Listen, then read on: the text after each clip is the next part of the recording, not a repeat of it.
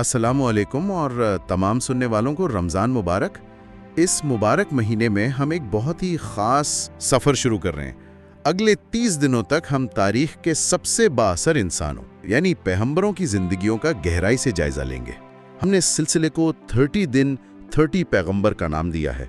ये एक ऐसा तहकीकी सफ़र है जहां हम तारीख़ के उन रोशन और तारीख पहलुओं को खंगालते हैं जिनमें इंसानी नफ्सियात और ताकत के नशे के बहुत गहरे असबाक छुपे हैं। बिल्कुल, और ये सफ़र बहुत ज़रूरी भी है। वाकई अगर तारीख के सफ़हात को थोड़ा गौर से देखा जाए तो वाज़ेह होता है कि कौम आद की तबाही के बाद यानी उनके ज़वाल के बाद जज़ीरा नुमा अरब के अजीम सहराओं में एक नई और बेहद ताकतवर कौम ने जन्म लिया। हाँ, जिसे हम थमूद के नाम से जानते हैं। सही कहा, थमूद। आज के इस गहरे मुताले का बुनियादी मकसद ही ये समझना है कि जब एक मुआशरा या पूरी तहजीब अपनी मादियत के उरूज पर पहुंचकर खुद को अनटचेबल या नाकाबिल तस्खीर समझने लगती है तो उसकी नफ्सियात क्या रूप धार लेती है। ये वाकई एक बहुत दिलचस्प पहलू है। और इस सब के दरमियान हज़रत सालेह अलैहिस्सलाम की आमद और उस मखसूस ऊंचनी के वाक़ये से इंसानी घमंड और इलाही हकीकत के तसादुम का जो मंजर बनता है वो बहुत कुछ सिखाता है। ठीक है, आइए इसकी तह तक चलते हैं। ये मौजू वाकई तारीख़ और इंसानी नफ्सियात का एक बेहतरीन संगम है, क्योंकि तारीख़ का जब भी गहरा मुताला किया जाता है तो एक मुसलसल पैटर्न नज़र आता है।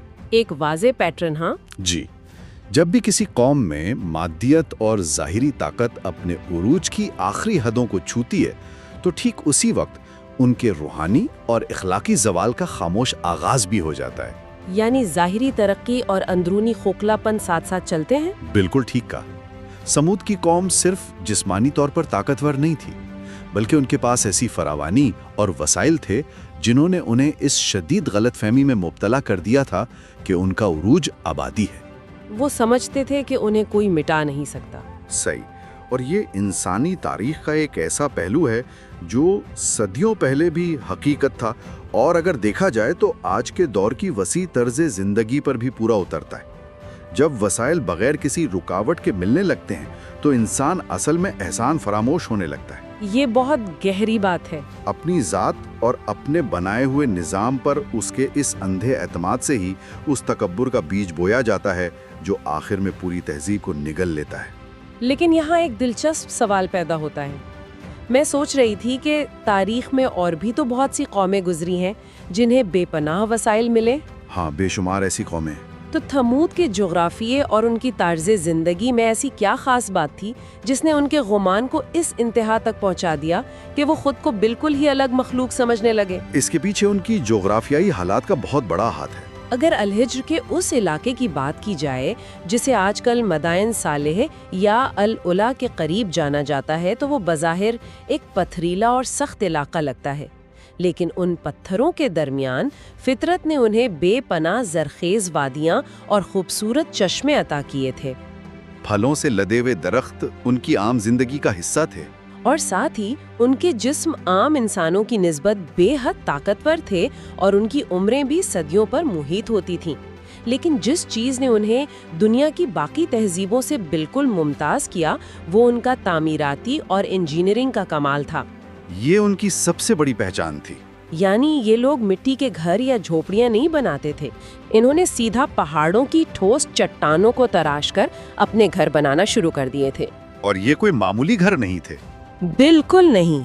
ये सिर्फ सर छुपाने की जगह नहीं थी, बल्कि पहाड़ों के अंदर बाकायदा बड़े बड़े कमरे और इंतहाई खूबसूरत तराशे गए दाखिली रास्ते थे, वसी स्ट्रक्चर्स जो आज भी वहाँ मौजूद हैं। हाँ, उनकी इस इंजीनियरिंग पर गौर किया जाए तो इंसानी अकल दंग रह जाती है कि ऐसी सख्त चट्टानों को उन्होंने कैसे आलीशान शीश महलों में तब्दील कर दिया जो आज हजारों साल बाद भी खड़े हैं। अगर हम इसे वसीतर तनाजुर में देखें तो पहाड़ों में इस तरह घर तराशने का मकसद सिर्फ और सिर्फ रिहाइश या मौसम की शिद्दत से बचना नहीं था। तो इसके पीछे क्या ज़हनियत थी?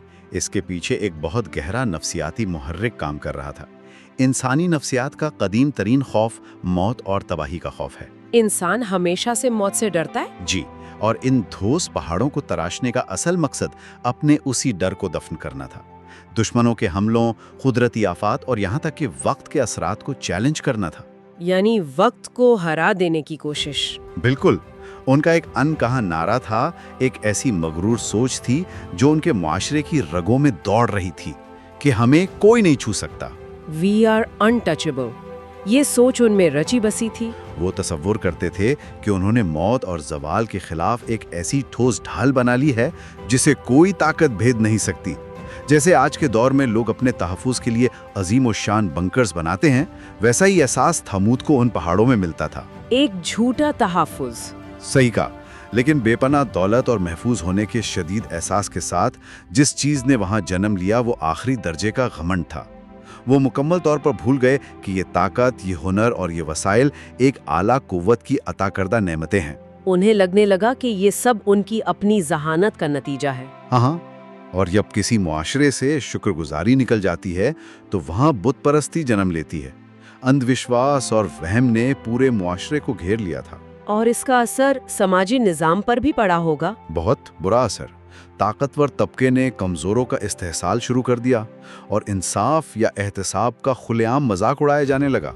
ये किसी एक फर्द का बिगाड़ नहीं था, बल्कि पूरे मुआशरे को लगने वाली एक बीमारी थी जो जड़ों को खोखला कर रही थी। ये नफ्सियाती तब्दीली वाकई बहुत खौफनाक मंजर पेश करती है, जब एक पूरा मुआशरा अपनी बुनियादी अखलाकियात को तर्क देता है और सिर्फ ताकत की जबान बोलने लगता है। और ऐसी हालत में इस्लाह बहुत मुश्किल होती है। बिल्कुल। और ऐसे घने अंधेरे में जहां पत्थर के दिलों को पत्थर के पहाड़ों ने मजीद सख्त कर दिया हो, वहां इस बीमारी का इलाज करने के लिए किसी बाहर के अजनबी की नहीं, बल्कि उसी कौम के अंदर से एक बेहतरीन शख्सियत की ज़रूरत थी। और वही हुआ। जी, इसीलिए हज़रत सालेह अलैहिस्सलाम का इंतखाब हुआ। और सबसे हैरान कुन पहलू ये है कि नबूवत से कब्ल सालेह अलैहिस्सलाम अपनी कौम में किसी आम फर्द की तरह नहीं थे। वो बहुत खास मकाम रखते थे। वो अपनी ईमानदारी, हिकमत, आला नसब और वसी जहनत की वजह से बेहद मुअज़्ज़ज़ थे। अवाम और खवास दोनों उन पर अंधा इत्माद करते थे, एक रोल मॉडल की तरह। हाँ, वो मुआशरे के उन चंद चुने हुए लोगों में से थे जिनकी मिसाल दी जाती थी, जिन्हें कौम का मुस्तकबिल समझा जाता था। किसी ने सोचा भी नहीं होगा कि वो उनके खिलाफ जाएंगे। सही। किसी एक शख्स के वहमो गुमान में भी ये नहीं था कि जिसे वो अपना फखरिया सरमाया मानते हैं, वही आकर उनके सदियों पुराने अकायद और उस बुत परस्ती के निज़ाम को बिल्कुल सीधा ललकारेगा। और उनका पैगाम क्या था? उनका पैगाम इंतहाई सीधा, वाज़े और पुरनूर था। उन्होंने कहा, ऐ मेरी कौम, एक अल्लाह की इबादत करो, उसके सिवा तुम्हारा कोई माबूद नहीं। एक बुनियादी और सच्चा पैगाम। उन्होंने बहुत शफकत और ठोस दलाइल के साथ अपनी कौम को झंझोरा कि जिस मिट्टी से वो खुद पैदा हुए हैं वही उनकी आखिरी मंजिल है। उन्होंने बार बार याद दिलाया कि ये अजीम पहाड़, ये हरियाली, ये ताकत, ये सब दुनिया की आर्जी चमक दमक है। और लोग इस चमक में अंधे हो चुके थे। बिल्कुल। उन्होंने समझाया कि ये वसाइल असल में एक शदीद आजमाइश हैं, कोई जाती कामयाबी नहीं। इससे एक अहम सवाल पैदा होता है। जी, मैं सुन रही हूँ। कि जब एक सच्चा, इंतहाई ईमानदार और आला किरदार का हामिल शख्स, जिसे पूरा मुआशरा सर पर बिठाता हो, वो अचानक अक्ल और हकीकत की बात करता है, तो उस मुआशरे की एलीट क्लास यानी उमरा और सरदारों के दिलों में किस किस्म का तूफान उठता है। ये नफ्सियाती पॉइंट बहुत अहम है। इनकार की असल वजह सिर्फ अकीदे का इख्तिलाफ नहीं होती, इसके पीछे बहुत गहरे मुआशी, सियासी और नफ्सियाती मुहर्रिकात छुपे होते हैं। यानी वो अपना स्टेटस नहीं खोना चाहते थे। पहली बात तो रिवायत से अंधा लगाव और आबाओ अजदाद की तकलीद पर फख्र था। इंसान के लिए उस निज़ाम को छोड़ना नफ्सियाती तौर पर बहुत मुश्किल होता है जिसने उसे समाज में एक ऊंचा मकाम दिया हो। और दूसरी वजह क्या थी? दूसरी और सबसे अहम वजह तब्दीली का शदीद खौफ था। अमीर और ताकतवर तबके को अपना समाजी कंट्रोल और इख्तिदार फिसलते हुए महसूस होने लगा था। उन्हें लगा कि अवाम उनके हाथ से निकल जाएगी। बिल्कुल। इसके अलावा जो लोग बुत साजी और उस निज़ाम से मुंसलिक थे, उन्हें अपनी माइशत तबाह होती हुई नजर आई।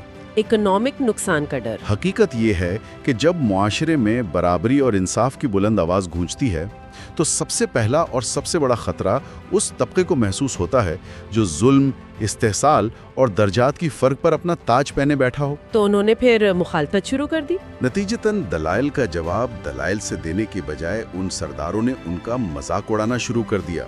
जिस शख्स को वो कल तक सादिक और अमीन कहते थे, आज उसे झूठा कहा जाने लगा। एक ही दिन में उनका रवैया बदल गया। यहाँ तक कि अवाम को खौफजदा करने के लिए उन पर जादू का असर होने का गलत इल्जाम लगाया गया। यहाँ आकर बात वाकई बहुत दिलचस्प हो जाती है, क्योंकि एलीट क्लास सिर्फ बातें बनाकर नहीं रुकी। उन्हें महसूस हुआ कि इस आवाज को हमेशा के लिए दबाना होगा। वो एक मुस्तकिल हल चाहते थे। आम सरगोशियों और इल्जामात से आगे बढ़कर उन सरदारों ने एक इंतहाई मक्काराना तरकीब सोची।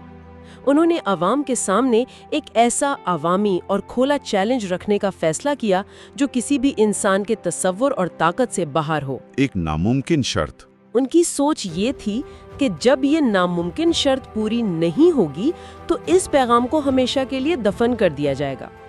एक दिन वो शहर के तमाम अवाम के साथ एक बहुत बड़ी और ठोस पहाड़ी चट्टान के पास जमा हुए और वहाँ उन्होंने अपना चैलेंज पेश किया। वहाँ उन्होंने आवाज बुलंद की कि अगर हकीकत में कोई आला कुव्वत तुम्हारे साथ है तो इस ठोस चट्टान के अंदर से एक जिंदा ऊँटनी निकाल कर दिखाओ।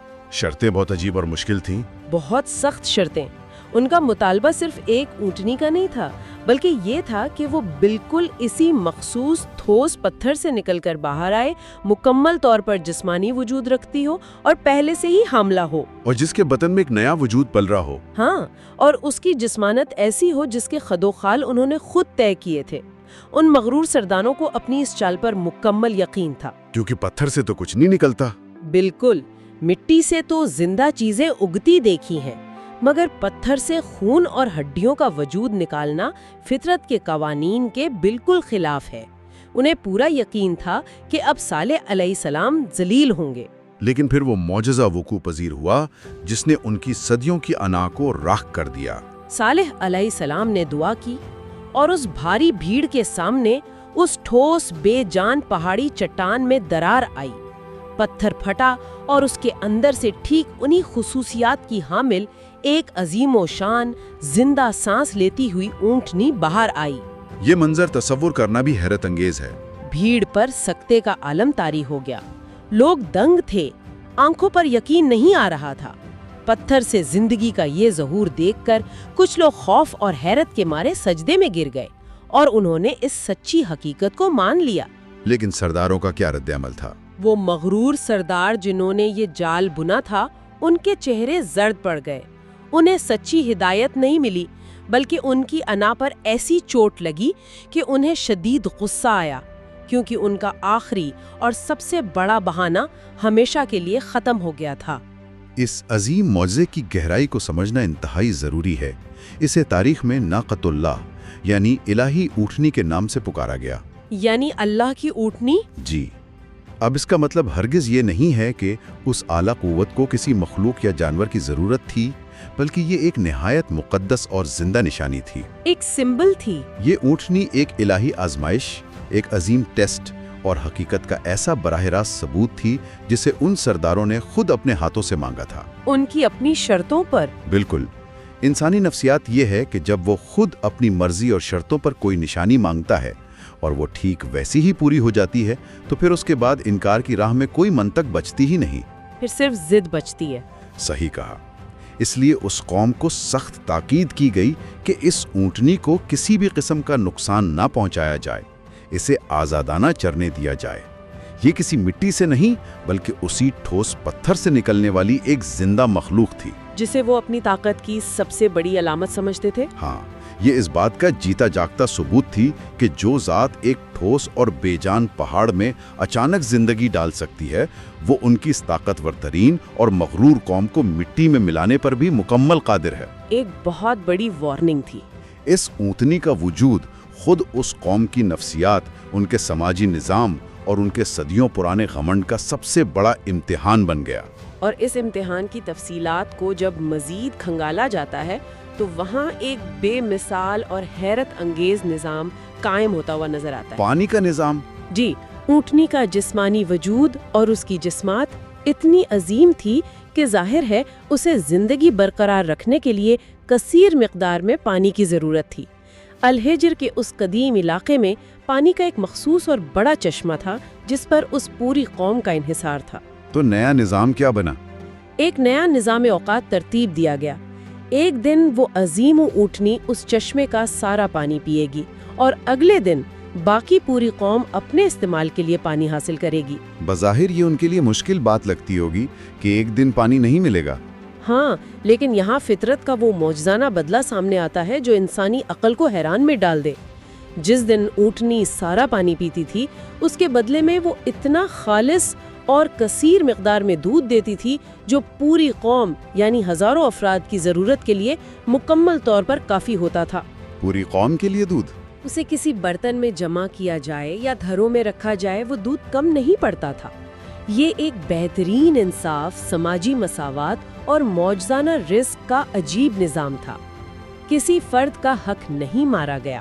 کوئی بھوکا نہیں سوتا ہوگا۔ شہر میں کوئی ایک شخص بھی بھوکا نہیں رہتا تھا، بلکہ انہیں بغیر کسی جسمانی محنت، کھیتی باڑی یا تجارت کے مفت اور انتہائی خالص غذا فراہم ہو رہی تھی۔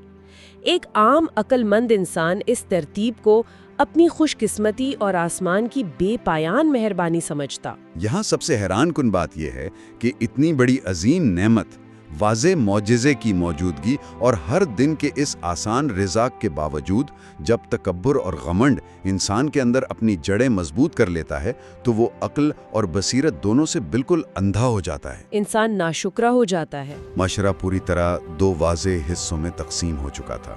ایک طرف وہ لوگ تھے جنہوں نے اس واضح حقیقت کو دل سے تسلیم کر لیا تھا۔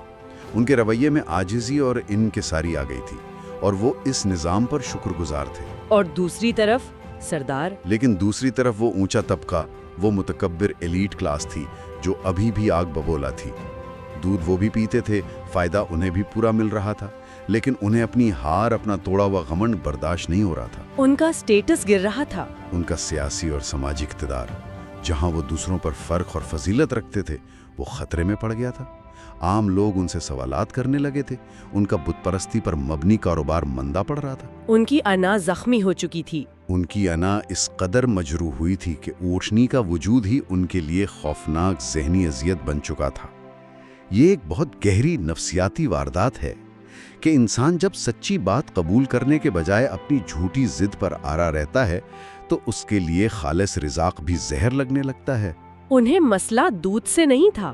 بالکل، انہیں مسئلہ اس بات سے تھا کہ انہیں ایک اونٹنی کے ساتھ باری بانٹنی پڑ رہی تھی۔ اور اسی ذہنی کشمکش کا نتیجہ یہ نکلا کہ حسد اور نفرت آہستہ آہستہ پورے معاشرے میں ایک مہلک زہر کی طرح پھیلنے لگی۔ سرداروں نے یہ بات اچھی طرح سمجھ لی تھی کہ وہ عوام کے سامنے اس اونٹنی کو کسی عام طریقے سے جھٹلا نہیں سکتے، کیونکہ سب نے اسے پہاڑ سے نکلتے دیکھا تھا۔ صحیح، کیونکہ وہ سب کے سامنے پہاڑ سے برآمد ہوئی تھی، تو انہوں نے وہی ہتھیار استعمال کیا جو تاریخ میں ہر مغرور طبقہ حقیقت کو جھٹلانے کے لیے استعمال کرتا ہے، یعنی مسلسل پروپیگنڈا۔ ذہنی سازش شروع کر دی۔ انہوں نے معاشرے کے اندر ٹھہری ہوئی سرگوشیاں شروع کر دیں۔ لوگوں کے دلوں میں یہ وسوسے ڈالنے شروع کیے کہ تم پر کوئی عجیب جادو کر دیا گیا ہے، تمہاری عقلیں بند کر دی گئی ہیں۔ جھوٹ کو بار بار بولا جائے تو سچ لگنے لگتا ہے۔ ہاں، انہوں نے اس نظام کے خلاف باتیں کرنی شروع کر دیں۔ یہ رونے لگے کہ اونٹنی کے پانی پینے والے دن ان کے مویشی پیاسے رہ جاتے ہیں، ان کے روزمرہ کے کاموں میں سخت خلل پڑتا ہے۔ حالانکہ انہیں دودھ فراہم تھا۔ حالانکہ انہیں بدلے میں بے شمار اور بآسانی ملنے والا دودھ فراہم تھا، لیکن انہوں نے اپنی جھوٹی انا اور اپنے اقتدار کی ہوس کو ہر الہی نعمت اور عام عقل سے آگے رکھا۔ اگر اس منظر کا تصور کیا جائے، کیسا منظر ہوگا؟ اونٹنی روزانہ ان کے درمیان چلتی تھی۔ وہ ایک عام جانور نہیں تھی، وہ ایک چلتا پھرتا معجزہ تھی، آسمانی طاقت کی ایک روشن اور زندہ مثال تھی۔ لیکن ان مغرور سرداروں کے متکبر دلوں کے لیے اس نشانی کا ہر دن ان کے سامنے سے گزرنا اور ان کی اپنی عوام کا اس کے احترام میں کھڑے ہونا برداشت سے مکمل طور پر باہر ہو گیا تھا۔ یہ ان کی روزانہ کی شکست تھی۔ دراصل وہ اس اونٹنی کو نہیں دیکھ رہے تھے، بلکہ وہ ہر روز اس میں اپنی خود ساختہ خدائی اور غمند کی بکھرتی ہوئی عمارت کو گرتے ہوئے دیکھ رہے تھے۔ ان کے لیے وہ اونٹنی محض ایک جانور نہیں تھی، وہ روزانہ کی ایک بیداری تھی، اور طاقتور اور بدعنوان لوگ کبھی ایسی بیداری کو برداشت نہیں کرتے۔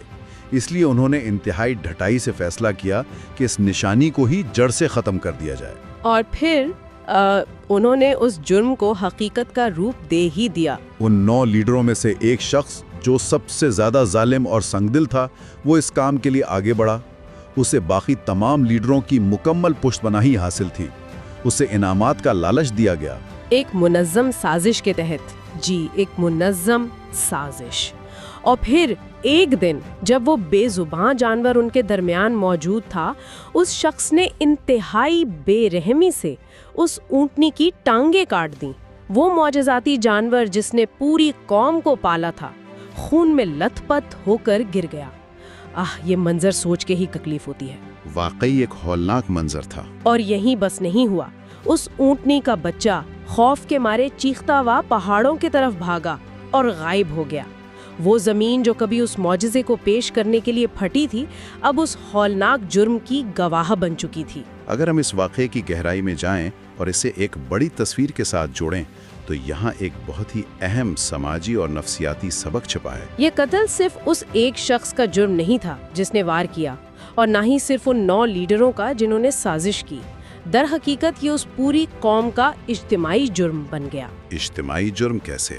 عملی طور پر شاید سب نے وار نہ کیا ہو، لیکن جب وہ شخص یہ جرم کر رہا تھا تو باقی لوگوں نے اسے روکا نہیں۔ بہت سو نے خاموشی اختیار کی اور کئی لوگوں نے اس عمل پر خوشی کا بھی اظہار کیا۔ تو یہ خاموشی ان کے خلاف چلی گئی؟ بالکل۔ سماجیات کا ایک بہت بڑا اصول ہے کہ جب کوئی معاشرہ ظلم کو دیکھ کر خاموشی اختیار کر لیتا ہے یا دبے الفاظ میں اس کی تائید کرتا ہے تو وہ اس جرم میں برابر کا شریک ہو جاتا ہے۔ اجتماعی خاموشی اصل میں ظلم کی خاموش حمایت ہوتی ہے۔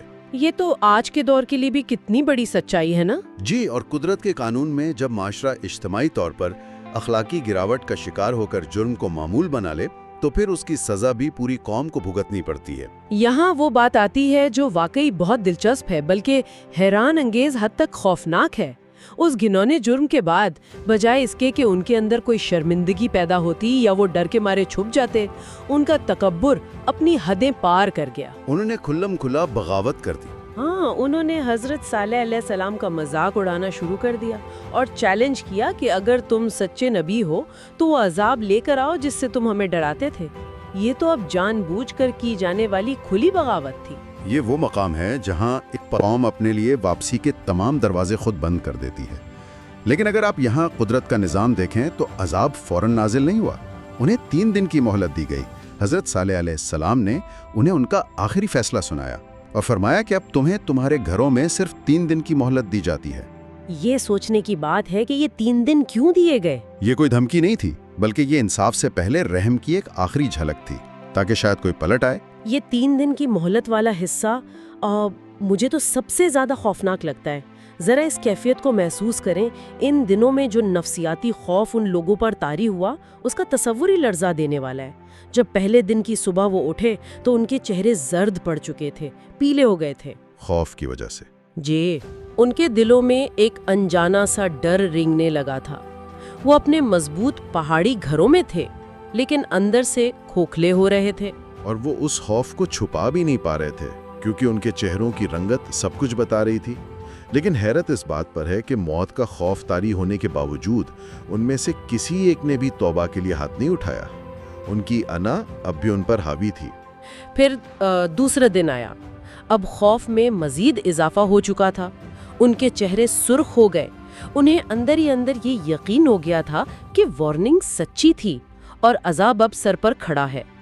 وہ سمجھ چکے تھے کہ وہ برے پھنس گئے ہیں۔ ان پہاڑوں میں قید ہو چکے تھے جنہیں انہوں نے خود تراشا تھا۔ بالکل، لیکن تکبر نے انہیں پھر بھی جھکنے نہیں دیا، اور پھر تیسرے دن کی صبح ان کے چہرے سیاہ پڑ گئے۔ اب انہیں اپنی موت یقینی نظر آ رہی تھی۔ انہوں نے منصوبہ بنایا کہ رات کے اندھیرے میں خود حضرت صالح علیہ السلام کو قتل کر دیا جائے تاکہ عذاب آنے سے پہلے اس آواز کو ہی خاموش کر دیا جائے جو سچ بول رہی تھی۔ یہ سوچ کر ہی عجیب سی دہشت محسوس ہوتی ہے کہ آپ کو معلوم ہے عذاب کا وقت مقرر ہو چکا ہے، چہرے سیاہ پڑ چکے ہیں، پھر بھی انا آپ کو مجبور کر رہی ہے کہ اس نبی کو ہی مار دو۔ یہ تکبر اور ضد کی ایسی انتہا ہے جو انسان کو دنگ کر دیتی ہے۔ لیکن وہ کامیاب نہیں ہو سکے۔ ہاں، ظاہر ہے وہ اللہ کے نبی کو نقصان نہیں پہنچا سکتے تھے۔ اللہ نے ان کی حفاظت کی اور ان کی یہ آخری سازش بھی ناکام ہو گئی۔ اس سے ثابت ہوتا ہے کہ جب اقتدار کا نشہ دماغ پر چڑھ جاتا ہے تو انسان حقیقت کو تسلیم کرنے سے انکاری ہو جاتا ہے۔ وہ کائنات کے خالق سے لڑنے کی کوشش کر رہے تھے اور پھر وہ وقت آ گیا جس کا ان سے وعدہ کیا گیا تھا۔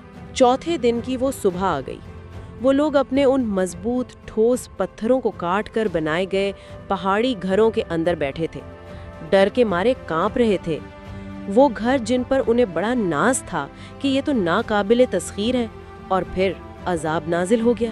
یہ کوئی عام قدرتی آفت نہیں تھی۔ جی نہیں، یہ ایک ساتھ 3 مختلف چیزوں کا مجموعہ تھا۔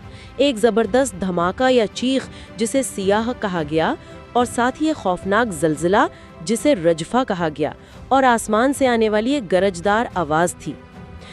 میں یہاں پوچھنا چاہوں گی، یہ سیاح اور رجفہ جسمانی طور پر کیا محسوس ہوئے ہوں گے؟ اگر ہم اسے آج کی سائنس کی زبان میں سمجھیں تو یہ ایک ناقابل تصور شدید آواز کی لہر تھی جو انسانی برداشت کی حد سے ہزاروں گنا زیادہ تھی۔ اتنی شدید آواز کی لہریں صرف کان کے پردے نہیں پھاڑتی، بلکہ یہ سیدھا انسان کے اعصابی نظام اور دل پر اثر کرتی ہیں۔ اس سے دل کی دھڑکن رک سکتی ہے اور اندرونی اعصاب پھٹ سکتے ہیں۔ یہ تو بہت ہی خوفناک ہے۔ اور رجفہ کا مطلب ایک ایسا زبردست زلزلہ تھا جس نے ان پہاڑوں کو بنیادوں سے ہلا کر رکھ دیا۔ جب آسمان سے وہ دہشت ناک آواز آئی اور اسی لمحہ زمین پوری شدت سے کانپی تو وہ محفوظ ترین سمجھے جانے والے پہاڑی قلعے، ان کی جسمانی طاقت اور وہ بے پناہ دولت، کچھ بھی ان کے کام نہ آ سکا۔ یہ کتنے بھیانک تضاد ہے۔ ایک طرف ان کی وہ جسمانی طاقت جس پر وہ فخر کرتے تھے کہ وہ پہاڑوں کو کاٹ لیتے ہیں، اور دوسری طرف ان کی بے بسی کہ وہ اپنے ہی گھروں میں چند سیکنڈز کے اندر ختم ہو گئے۔ جی، وہ تہذیب چند لمحوں میں مٹ گئی۔ ہنستے بستے محلات بے جان لاشوں میں تبدیل ہو گئے۔ وہ اپنے گھروں میں اوندھے منہ گرے رہ گئے جیسے وہ وہاں کبھی آبادی نہ تھے۔ ان کے تراشے ہوئے پتھر انہیں کوئی پناہ نہ دے سکے۔ اور جب وہ تباہی گزر گئی اور گرد بیٹھی تو ان وادیوں میں موت کا ایک پراسرار سناٹا چھا گیا۔ حضرت صالح علیہ السلام اور ان پر ایمان لانے والے لوگ تو پہلے ہی وہاں سے جا چکے تھے، لیکن جب انہوں نے جاتے ہوئے مڑ کر اس تباہ شدہ قوم کو دیکھا تو ان کے الفاظ تاریخ میں محفوظ ہو گئے۔